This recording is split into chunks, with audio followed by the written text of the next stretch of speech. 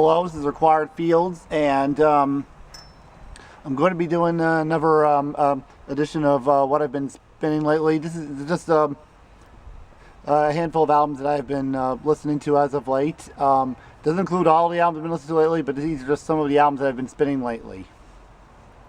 Okay, I'm going to start off this video with Bathory. This is Under the Sign of the Black Mark. This is Bathory's third and final album in their black metal trilogy, and it's by far the best of the three. After the self-titled and Return, this shows a very large step forward and is my favorite of that era of the band. And the song Enter Eternal Fire, an epic track which is near 7 minutes in length, is worth the price of admission alone. And other than that, I'd say Call from the Grave is my favorite on the album. And a bit of trivia. When I was at a local show last year, there was a band that said they were doing a song about Elizabeth Bathory, and I thought they were going to play Woman of Dark Desires, although it ended up being Countess Bathory by Venom. I mentioned this to my friend Lauren Tompkins from Unbidden, and he actually was thinking the same thing. He was expecting it to be Woman of Dark Desires as well, which is off of Under the Sign of the Black Mark. And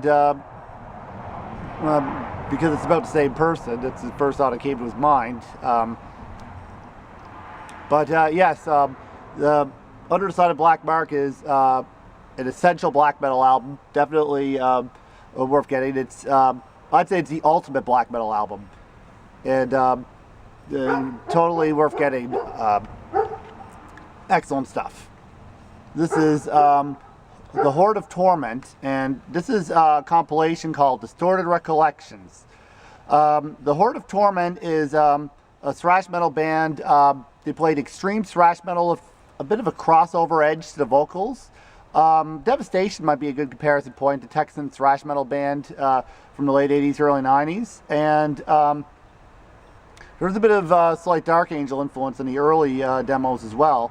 The first demo was actually recorded under the name Pestilence, but due to the Dutch metal band of the same name, they chose to rename themselves to avoid confusion, and they became the Horde of Torment after their Infected demo in 1987, and started using the name the Horde of Torment on their demo Product of Sick Mind. And then 2 years later released a demo called Inherit the Sin, which saw the band taking a little bit more of a melodic direction, and they disbanded after that. Although there was also some sessions of two other songs that were not on any of their, that were not released before, called Just Call Me Suicide, Tear Down the Walls. I think of the tracks here, I like the title track off of the Product of Sick Mind demo the best, and The Raven off of their demo Infected, when they were still known as Pestilence, is also a notable track here. And Luster, who was a guitar player for them, went on to play Machine Head on on a more maligned period of the band. Stuff like The Burning Red, he was on that album. I'm not a fan of that album at all either. I don't think too many people watching this would be, I'd imagine. Although I'm not going to say it was his fault at all. It's just that he was part of the band under more maligned albums. And anyways, but yeah, he was in the Horde of Torment back in the day. Morbid Angel, Altars of Madness. I don't really think much of an introduction is needed, if any, because they're one of the most famous death metal bands, and this is one of the very first death metal albums of all time. And my favorite tracks here are Immortal Rights, the track for the music video, which had a accompanying music video for it. Maze of Torment and Visions from the Dark Side are the best tracks here. Although I do find it a little odd that they actually put Lord of All Fevers and Plague in the middle when it was really a bonus track. So you'd figure in most cases it would be at the end rather than put in the middle of the album. And but yes, not too much more needs to be said. Has been said about it by other people over the years. It's one of the very first death metal albums, and absolutely worth owning. If you assuming okay, that is, unless you have it already, it's definitely worth getting. Unless you have it already, and I imagine a lot of the people watching this do. And anyways, this is Opprobrium. I mentioned this band in a video earlier this year when I bought their album Beyond the Unknown. And this is their first album, and like I said in my other video I talked about them, they were known as Incubus in the late 80s, early 90s, but when the more famous alternative rock band of the same name came along, they started recording music again and chose to rename themselves Opprobrium to avoid confusion. And then they re-released the album under the Opprobrium name. And this is their first album, and the band is known for a hybrid of death metal and thrash metal. This album is more of a thrash metal edge, only a slight death metal influence, but then again, death metal was in its infancy when this was released in 1988. And this is Beyond the Unknown style of the band having more death metal elements on it, although it could still be considered a thrash album as well. But anyways, this is a great album as well. My favorite tracks on it are Sadistic Sinner, the band's self-titled song, Incubus. Well, on this album, it's retitled Opprobrium.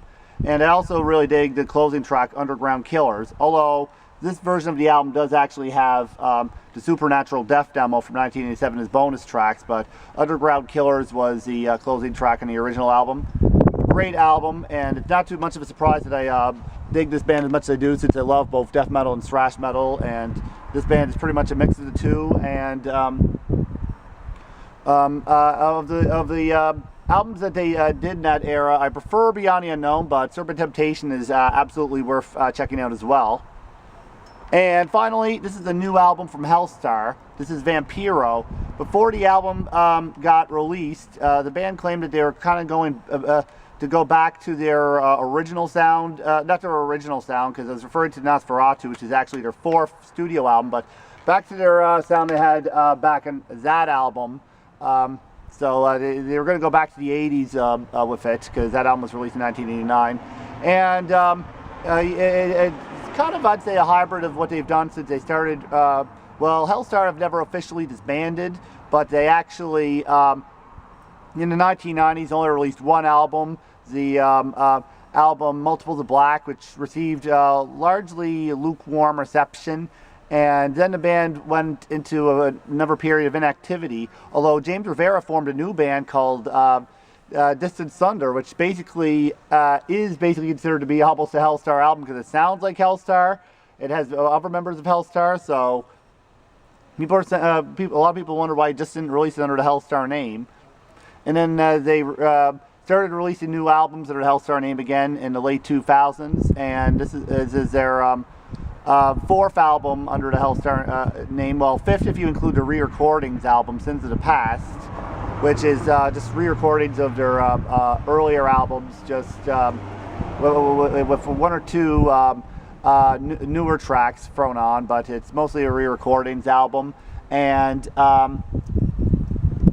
anyways, Vampiro is sort of like a hybrid of the Nosferatu album and the more recent Hellstar albums. And I absolutely love this band, Hellstar, and totally worth getting if you love either their old stuff or their new stuff. This is definitely an album worth getting. My favorite track on it is probably the second to last track, Black Cathedral, although the album as a whole is simply great, and definitely worth your time and money in getting. And anyways, that's just a sample of some of the albums that I've been listening to lately. This is Required Field signing off, and goodbye.